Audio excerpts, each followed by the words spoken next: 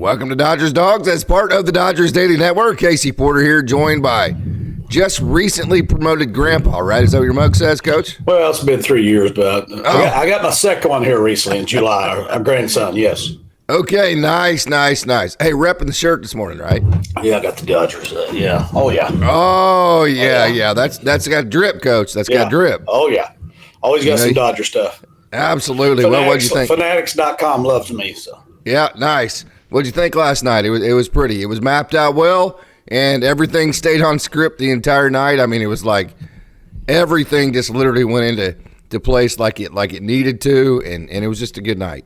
Case, we talked about it yesterday. You know, you look up, the Dodgers did the bullpen game because they had to. It's not a great choice, but it was the only choice. It was the right choice. We said that yesterday. I'm not saying after the fact because we look smart. We said that yesterday because it was the right choice. You don't do it if it's not the right choice. So Dave made the decision, the bullpen game. I know you've done it as a high school coach. I have too. Getting ready for the playoffs, I'm pitching a different guy every inning, and you go out and you throw about a 2-hit shutout, and you look at the coaches and go, why the hell don't we do that every game? Yeah. Why don't we just do it every game? You know? Yeah. And I noticed Jackson Merrill, I was reading some stuff this morning. He said it's so annoying. You know, Jackson Merrill, he wasn't being a turd. He just says it's so annoying. It's like going back to spring training. You're seeing a different guy every inning. That is correct. They may do it again in Game 5. I don't know. Yeah. You never know.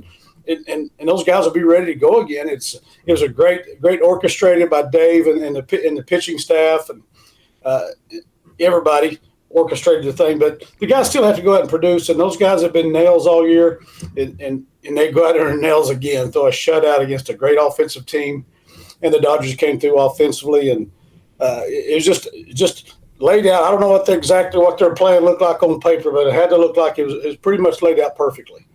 I thought two of the sneakiest parts of it was, I think a lot of people thought after the Gavin Lux home run that Landon Knack would come in like in at that time, maybe 6th, 7th, 8th inning, like that, somewhere in there. Yeah. But I thought it was kind of one of those sneaky smart moves where he pitched him in the 9th. Now, why he did that?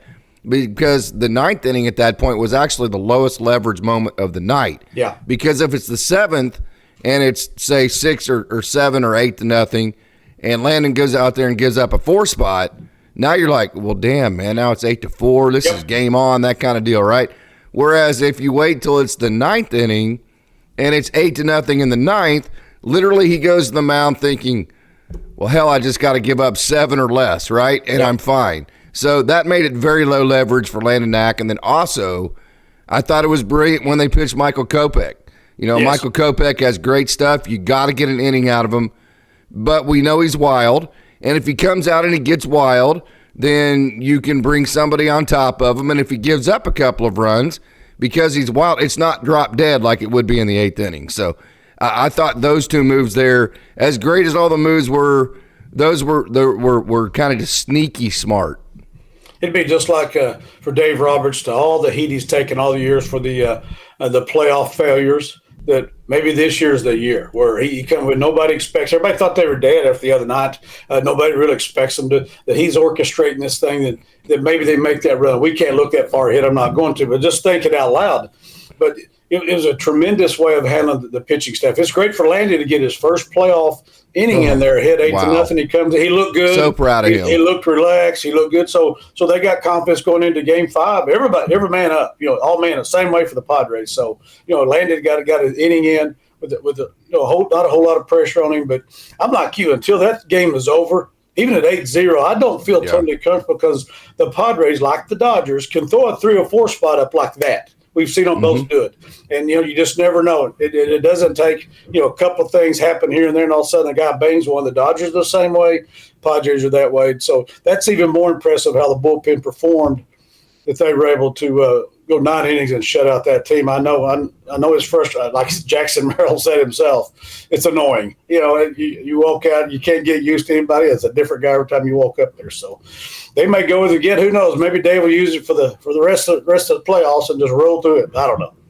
So you ask the question to yourself, why don't I do this every single game? Well, you don't do it because, A, it's very taxing. Yes. I mean, it's one thing to make all the right decisions, but they all look great because everybody went out and executed. Right. So every time you bring in a new pitcher, That's one more opportunity for somebody to bring a gas can with them and to not have a good night. Whereas if you already have one guy on the mound that's already rolling, then you send him back out there, you get in a groove, and you wake up and it's the 6th or 7th inning and you've only given up a couple of runs. So the downfall to that is the more people you bring in, the higher the likelihood that at least one, maybe two of them will not be on their game. And when you're talking about margins, like these two teams are so close and so similar, Coach, that all of those margins matter. If Anthony Bonda goes out last night and gives up a home run to Jake Cronenworth in the 2nd inning, this may be an entirely new narrative. There's no doubt about it. And if Brazier comes out and gives up 2 or 3 early, then he's out. Then it's a whole different narrative. You're right. That's why it's so impressive, because you had 8 guys. Yes. And every one of them had to perform, and they did. You didn't have one. And don't, they're all going to give you their best effort they have. We know that. That's not what we're talking about. Just somebody that doesn't just quite have it that night, which happens to every pitcher that's ever pitched on the face of the earth. Starting pitchers. How many times did they struggle in their first inning? Yeah, so maybe for Greg Maddux. He may be the only guy on the face of the earth that's never struggled at start. I don't know. That seems like it. But anyway, for all of it, you're right, Case. For all of them to have to, just one guy could have come in there and blown up, thrown 12, 13 balls in a row, and all of a sudden you're screwed. That everything's backing up. It starts carrying. It's the old snowball effects we talk about. You're using all these different guys in different situations, and you're going to you got Landon Act back there, a guy that's never pitched in the playoffs. So, that game is so much more impressive because of the way it turned out, because there were so many key parts, so many moving parts to it. And we know the Dodgers are going to win this. It ain't because of Ohtani and Mookie and Freddie. It's going to be stuff like this. The downline guys get base hits. I think Lux had 2 or 3 hits. Several guys, get guys down the order. Lux had 2 hits. Hernandez had 2 hits. Top order, you got Mookie and Tio with 2. I mean, we know that offensively, but on the mound, you got this right there. A lot of people have to contribute, and it's got to be the same way Friday night. And it was a beautiful thing to watch because it worked. Like you said, it could have blown up in your face. To have 8 different guys come out and do what they did, man, that's impressive. And I love it for the Dodgers and the fans and the players. And now they can go home and let it rip. Reminds me of you and Coach Smalley whenever somebody go make a basket catch, Coach. Hey, great catch, man. Don't ever do it again, right? That kind of reminds you of the bullpen. Absolutely. Hey, that was a great job. Everybody executed last night. Yeah. The Dodgers got away with the bullpen game, and it came off perfectly, but it kind of leaves you with that idea that, maybe you did it once and you got away with it once, but hopefully you don't have to do it again. Of course, you got Yamamoto and Flaherty set up for Game 5. Yamamoto can start. Flaherty can run relief. You're going to have every bullpen arm available because you have the off day. So it's almost more nerve-wracking to know that everything's now set back up for the Dodgers to be in good position, because it just seems like with this team, when things are easy, they don't stay easy. And then when their backs are against the wall, that's whenever the best baseball comes out. And there's nothing easy against this series. And who knows, Schilt may do the same thing with the Padres. Yeah, right. He's set up too. He didn't use any of his studs last night on the pen. So they're set up too. And then we wouldn't have it any other way, Case. If you're going to do this, if you're going to win something, you wouldn't want it any other way. The Dodgers, I firmly feel, we've talked about this, they've got the toughest first round of anybody in the playoffs. No doubt. No doubt. If the Dodgers are the best team in the playoffs, the Padres are the second best, and it may be vice versa if the Padres can beat the Dodgers. We don't know. We know the way we want it to go, but it's just a great situation. The Dodgers are able to pull it off, and I don't know. It's great to see kids perform like that and get things done and put themselves in a great position. But like I said, the Padres are set up too, but that's okay, man. We said this earlier. I don't care. They got a heck of a team. We got a heck of a team. We're battling out. Guys are scrapping, clawing on both sides, and let's go. Let's just let it rip. I like the fact that the Dodgers performed a lot of different plays. I know we'll talk about that some later and some things that happened. Yeah, I just wish they were playing tonight or playing a doubleheader last night. The day off, man. The Dodgers have so much momentum. I just wish. Of course, the Padres had a lot of momentum going into last night. Yes. Again. Baseball, it's the greatest laid plans, man. I mean, you never know. It's just such an unpredictable game. And Schilt will take heat for starting Cease on short rest. I'm sure he's taking – I don't follow the Padres, but I'm sure their press people are like, hey, what the heck, because we told you he's gettable. We point blank told you Dylan Cease is gettable. And you started him on short rest for the first time ever. And so I'm sure Schilt it's the nature of the business for him also, like it is for Dave. He's probably taking heat from the San Diego press. I don't know. I don't read that. I'm just assuming he is because they had a chance of closing the Dodgers out, and they started a guy on short rest, and you saw what happened. So, it is what it is. I would say the only bad part of last night, which I don't think there was another bad part to it, everything else was perfect, was that you did build such a lead, and it just – other than maybe like the second inning where Anthony Bonda got Jake Cronenworth, I was sweating a little bit there. Maybe Fernando Tatis Jr. getting him later on in the game whenever he flew out to right center. There were a couple of, semi-crisis moments. You call those big moments in baseball crisis moments, right? That's very dramatic, but that's kind of the term you use. There were some semi-crisis moments, if you will, but other than that, it was a pretty smooth-sailing game.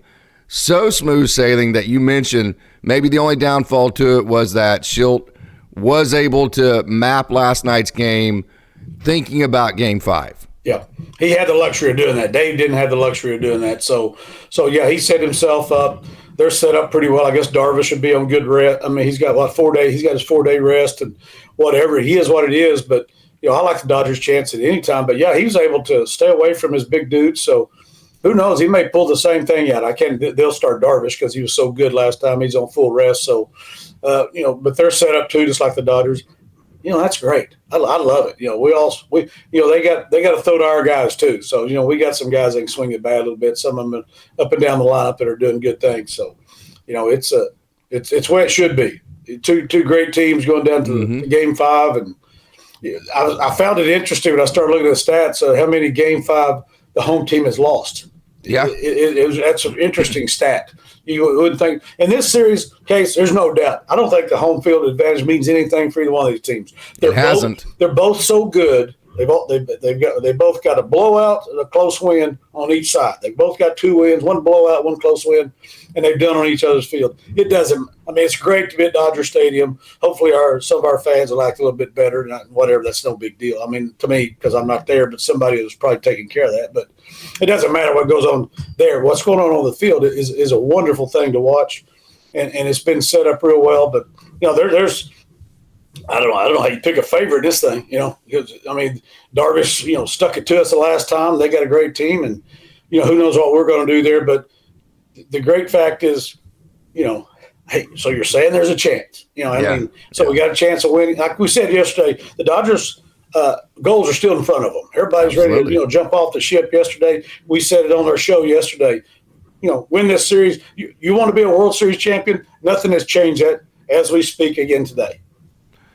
I would totally agree. I would say if you wanted to favor the Padres in this next game, which I think most people would, it would be because of you, Darvish. They have the guaranteed starter, not saying that Yamamoto can't go out there and match him, but I have not seen Yamamoto ever do that with my own eyes in a playoff scenario. I have seen you, Darvish, do it to the exact team that he's pitching against Friday. So still – hey, it's a glorious day today, and we're going to celebrate during this show.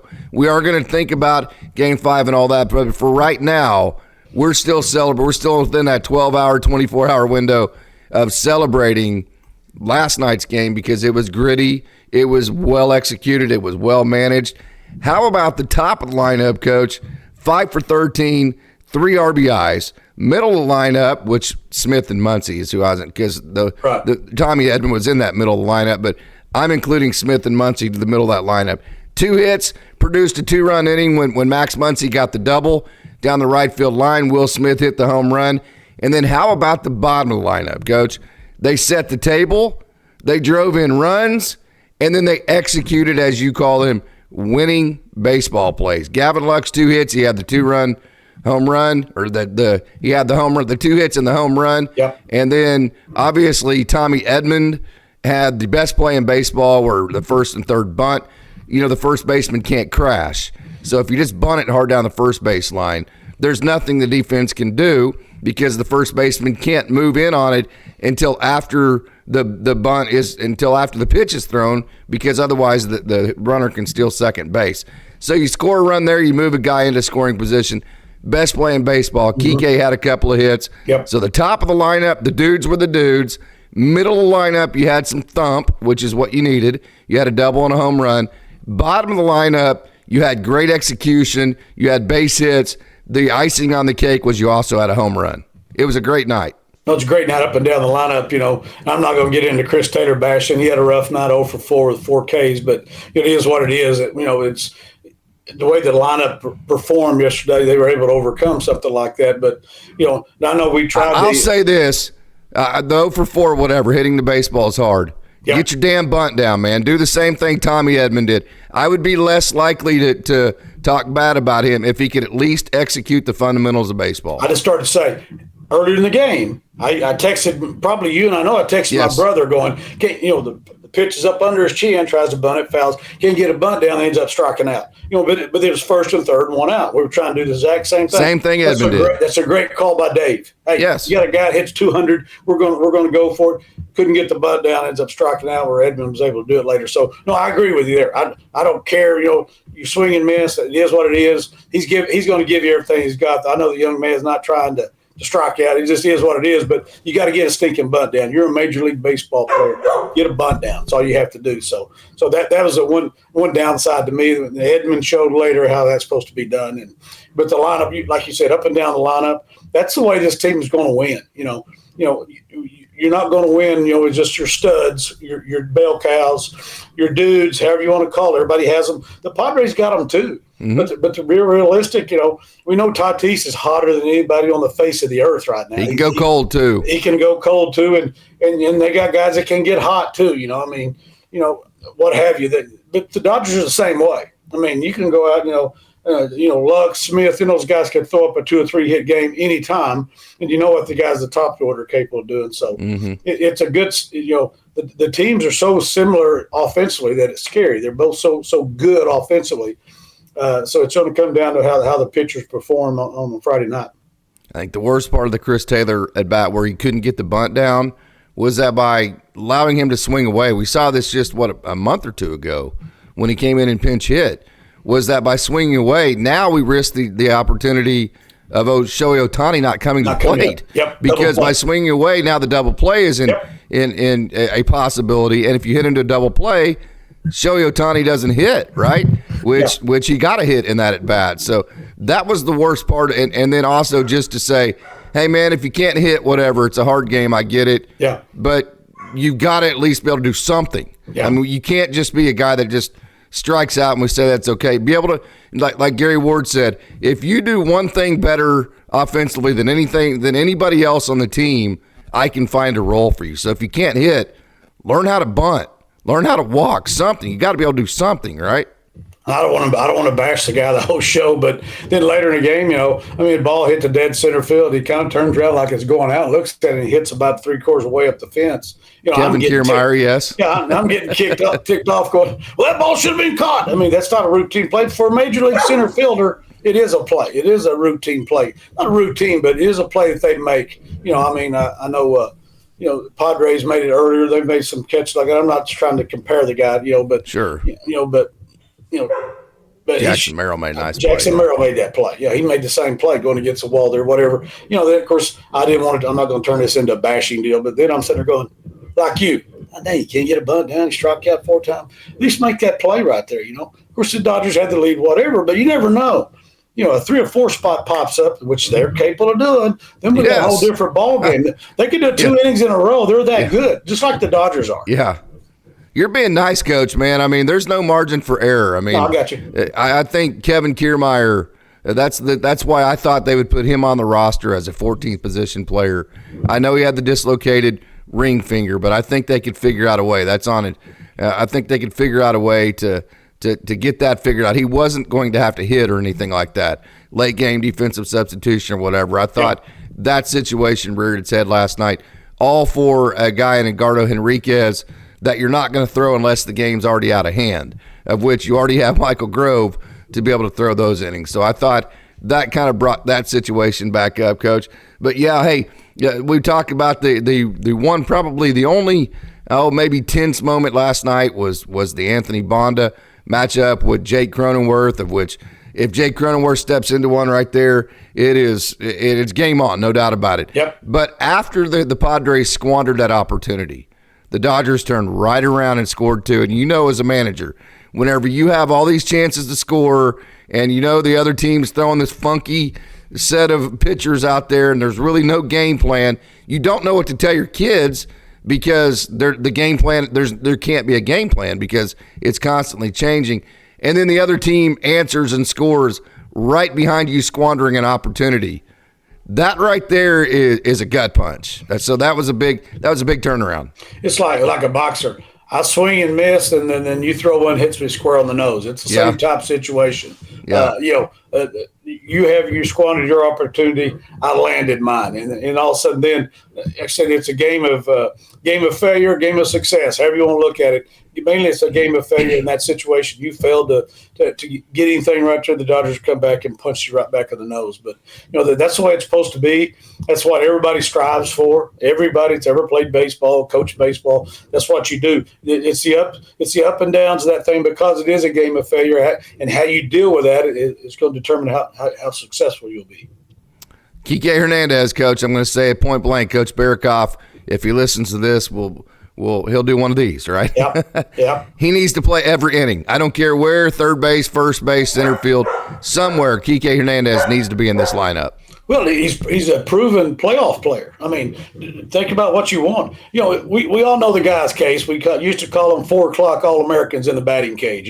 They look great. You put them in a game, they're over and you're scared to death while they're up there. And so you got practice players, you got game players, and Kike has proven on the big stage he's not intimidated by it, and he can play a lot of positions, and he's performed in those situations. I mean, he's proven that he can handle those situations. So I tend to agree with you, especially now with Freddie out of the situation. They're trying to rest him and what have you, and I think it's the same thing. He needs to be in there somewhere. I would agree with that, Coach. We talk about all the time. If the pitching holds up, if just your dudes like Shohei Ohtani, Mookie Betts show up, you still can win games like 3-2, 3-1, 3-0, something like that. Yeah. But when the rest of the team shows up and scores, especially the middle of the lineup, because Will Smith and Max Muncy, Teo Hernandez, those are the guys that can actually drive in the 4 or 5 runs. So when they also play offense, that's when you go from scoring 3 to 4 runs to scoring the 8 and making things comfortable. So I say it all the time, between the 3 hitters of Teo, Max, and Will, when 2 of those 3 have a good night, it's very difficult to beat the Dodgers. I think that last night we saw that. No, there's no doubt about it. And we've talked about this all year, and I'm sure you and your other guys on your podcast have done the same thing. The Dodgers do that. It's almost, they're almost unbeatable. Yes. There's nobody in baseball unbeatable. You know what I'm saying? Not on a daily basis, but when they perform like that offensively, where you give yourself a chance, even if the Padres have a good offensive night, there's a good chance they're still going to get beat last night because the Dodgers got 8 runs. I'm glad it was more comfortable than that, but I'm just saying, when you're performing like that up and down the lineup, it makes things, the Dodgers have that capability, every night they go out because, you're looking down up there. I guess Lux may be our top hitter right now in the playoffs. Yeah. Him and Tio are all hitting 333. Kike's hitting 333, so in the playoffs. So as you look at that, those guys that are performing right there, the Dodgers are in a great place right there. I mean, even during the playoffs, sometime bottom order hadn't been bad. They hadn't been horrible at all. So we've kind of set it up. We've struggled. Mookie, everybody's ready to trade Mookie a couple of days ago. Now he's lit it up the last 2 days. And Big Poppy gave him the speech on TV the other day. Sure did. And got him all my pumped dog, up. my dog. My dog, yeah. And then they talked to him last night. But Mookie's, he said, I do whatever he tells me to do. I saw the interview with Mookie last night. But yeah, he's too good a player to just sit there. And I know what the old for whatever. He even said it. He said, it's old for whatever. I get a home run rob. So I try to middle all that. He said the only thing they're talking about, he just needs to relax to be a good player.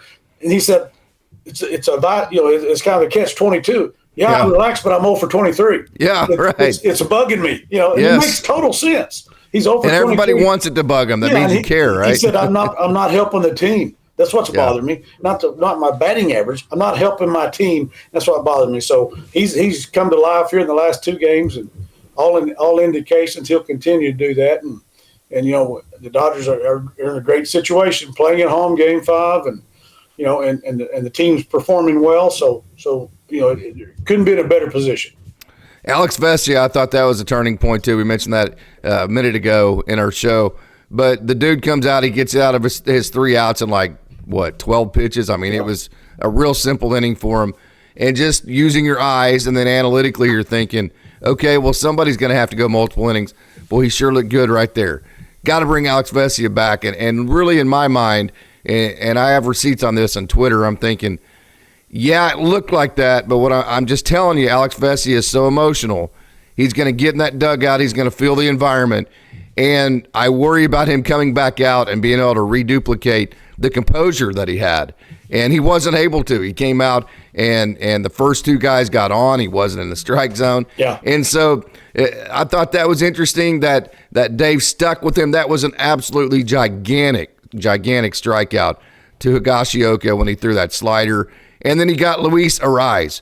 So not only did Dave have a plan, but also within, I mean, it would have been easy right there to say, hey, Higashioka is a right-handed hitter.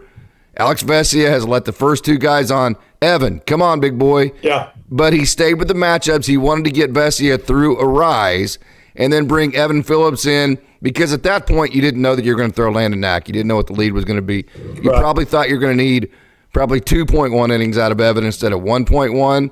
He stuck with Alex Vesia. I thought that took some balls, man. No, it did, and I think Vesia gave him that because of the inning he had. He was able to go another inning. You knew somewhere in there doesn't add up. 8 pitchers, 9 innings, so you got somebody's going to have to go more than one. So that worked out real well, and I thought Roberts handled that on several fronts. It shows Vesia knows, hey, my guy, my boss likes me. You know, he has faith in me. He wouldn't let me in there to face a couple more hitters. So that works. You know, he was able to do some things in his own mind yet and prove to Dave and the team that he's capable of doing that. So that speaks volumes moving forward, not only just Friday night, but for his career.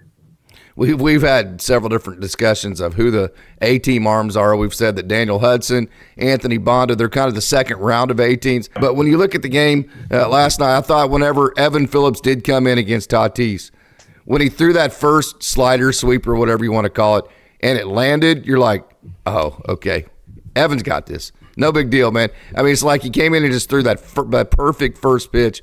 And to me, it just relaxed me like, oh, he's got this. Just don't do something really stupid and hang one, and we're good. Yeah, and I'll even go back to when Kopech threw, the pitch that everybody went crazy on where Tatis went flying down. He missed him by 2 feet. Yeah. It was just – he didn't mean to do it. Tatis knew he did. No, there wasn't any intent there. Yeah.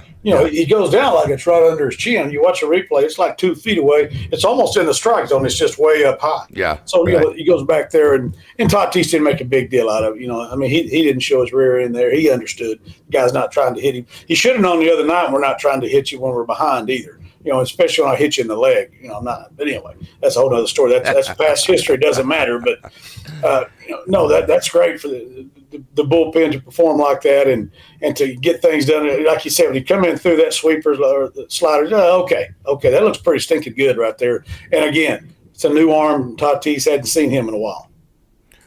I'm going to ask you kind of a crazy question, Coach. Do you trust Yamamoto and Flaherty, or do you trust your bullpen more? I trust the bullpen more. The only reason I'm saying that is because the proof's in the pudding. I'm old school case. You can tell by when I use these proof in the pudding. The same reason why the guys that threw last night instead of Landon Knack. It's no knock on anybody. No, it's no knock on anybody. That's what we said yesterday. That was the best decision. If you look at it, it's not the best decision. If you're looking at it from outside, you're going, good Lord, you're throwing a bullpen game on game 4, elimination game? You kidding me? Right. But we said yesterday, it was the right decision. It was the best decision.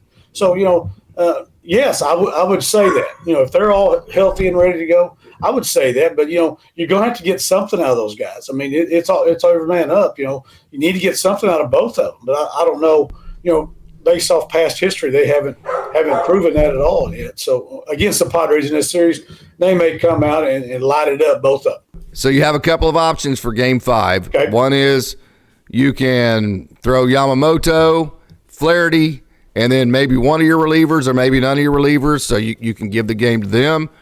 Another option is you can throw Yamamoto. He can be a short leash. Then you move to your bullpen, or you can just go straight up bullpen game. So there's different options. I'm sure they're going to mull it over today. Yeah. They probably have not made their mind up. But good thing about that is everybody's available. Going to be super exciting. But, hey, kind of like last night, we warned fans, hey, this this series isn't over. The Dodgers can very well win. And the comment we made was, who's to say throwing all your bullpen arms won't be better than throwing one of your starters? And sure as heck that happened.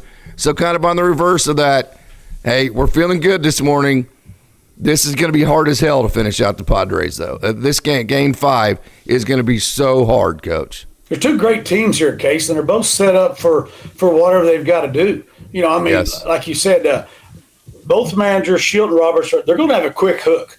I go back to the video we all love as Dodger fans, the sort of going out to take out Doug Raw.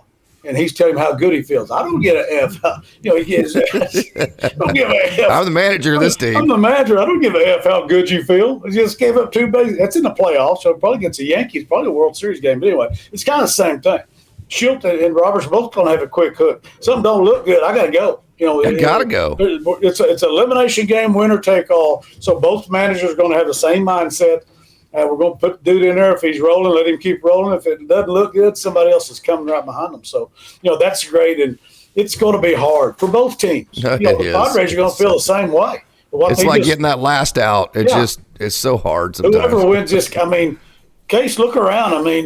I know there's a long way to go and all this stuff, and there's a lot of hot teams out there. And who knows, the Mets may spank whoever wins this series in a way as hot as they are. You never know in this game because it was like the Rangers did last year, and the Rangers and D-backs. But anyway, the Rangers win it. So you never really know the game of baseball. But if you look here, these two teams, they're just amazing what they can do. Mm-hmm. That's why it's so great, either team can perform and can do damage up and down the lineup. They got stars up there. Mm-hmm. They've got other guys that can perform, and they got the pitching staff. They got great bullpens, both of them. The Padres have the edge in the starting pitching, but both of them have great bullpens, and it's going to come down to that. There's no doubt because, Case, like I said, first sign of trouble, Shildt or Roberts are pulling whoever is in there out. They're going to the pen. They don't have any other choice. But the good thing for both of them is they've got the luxury of doing that with a good bullpen.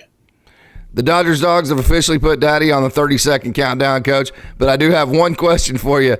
Are the Dodgers gritty enough and mentally tough? Yeah, there you go. Are the Dodgers gritty enough and mentally tough enough to win the pressure of a Game 5? I don't think there's any doubt about it. Now, in years past, I would have probably said they haven't shown it yet. But to go in and, to grind it out here. I like to interview Will Smith last night. He said before the game they're playing golf in the clubhouse. Yeah, He said you never know it's an elimination game. The guys have confidence in themselves. They got confidence in their teammates. They got confidence in their coaches. Yes, they have. This is a more – we've said this before. It may turn out we may get thumped Friday night. We're sitting here kissing and moaning because didn't win the World Series. But they've proven they're a grittier team. This is the grittiest Dodger team we've seen in a while. Not only the most talented, but gritty because they had to battle the entire year to win the division. Mm-hmm. Battle through everything. Injuries, and everything that went on. Freddie battled through something that is, as a parent, we just shudder to think what him and his wife is going through with their little one. So these guys have all battled through things on and off the field, and they've proven to be gritty. And to come out and thump somebody, I don't care if they'd won 8-7 or 2-1 or 1-0 last night. They had to be gritty yesterday, and they did it, times 10. So yeah, I think they're definitely gritty enough to do that. Yeah, that's what it's had to be when you fell behind. Everybody's ready to throw dirt on you. Everybody. Oh yeah, this thing's over. I can't believe fire Roberts, get rid of. That's the nature of all of us as fans. So I think me and you try to be a little bit more, but because we know how good the Dodgers are, and like I said, they whoever wins this series still got a chance of winning the World Series. Maybe the favorite to win the World Series. To be honest with you. Yeah. Would totally agree. Coach, what a great conversation. It's always fun to wake up and talk Dodgers baseball the next day after a beautiful win like last night. So, hey, it's great to see your face first thing in the morning, and I love you. Love you too, Case, and great night. And we can kind of catch our breath here and then get ready to go Friday night, baby. Let's go. Go Dodgers.